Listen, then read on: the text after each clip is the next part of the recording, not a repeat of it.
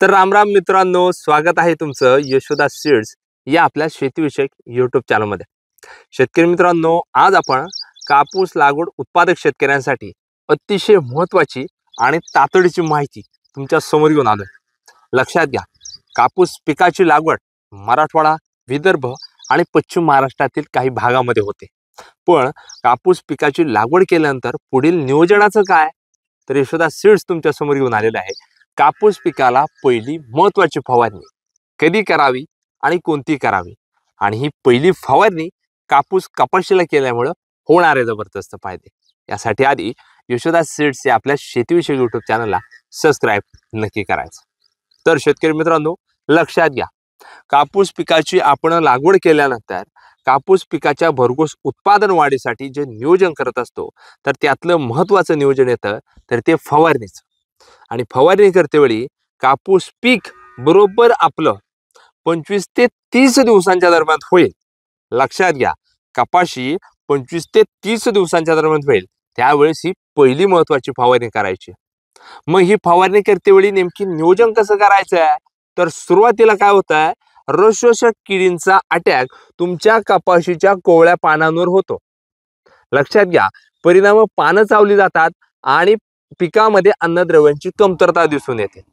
त्याचबरोबर 25 ते 30 दिवसांच्या दरम्यान तुम्हाला कपाशीला फुटवाही अपेक्षित असतो आणि जोमदार जबरदस्त वाढही अपेक्षित असते। त्यासाठी फवारणी करते वेळी सुरुवातीला एखादं कीटकनाशक घ्यायचं जे स्वस्तात मस्त असेल, तर हे घेते वेळी इमिडाक्लोप्रिड हा घटक असणारं कीटकनाशक घ्यायचंय प्रति पंपासाठी फक्त 10 मिली।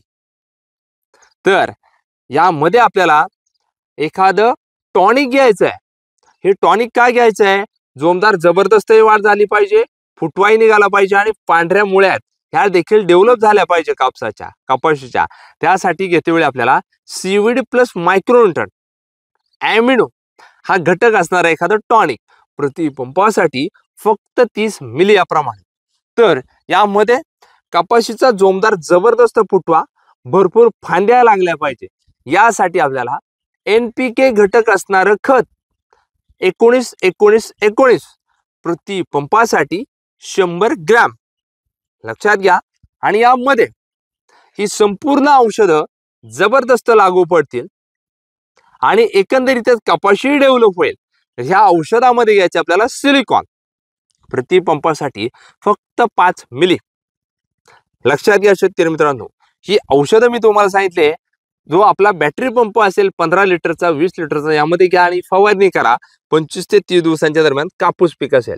त्यामुळे शेतकरी मित्रांनो, कापूस पिकाच्या जोमदार जबरदस्त वाढीसाठी आणि कपाशीला पहिली महत्त्वाची फवारणी कोणती करावी, ही आज मी माहिती यशोदा सीड्स या आपल्या शेतीविषयक यूट्यूब चॅनलवर सांगितलेली आहे। येणाऱ्या काळात कापूस पिकाच्या भरघोस उत्पादन वाढीसाठी जी दुसरी महत्त्वाची फवारणी ही कधी केली पाहिजे, कोणती केली पाहिजे, ही देखील माहिती 2 ते 3 दिवसात तुमच्या समोर घेऊन येणार आहे। ही जर आपली माहिती आवडली, अजून देखील चॅनलला सबस्क्राईब केलं असेल, सबस्क्राईब नक्की करा। धन्यवाद। जय जवान, जय किसान।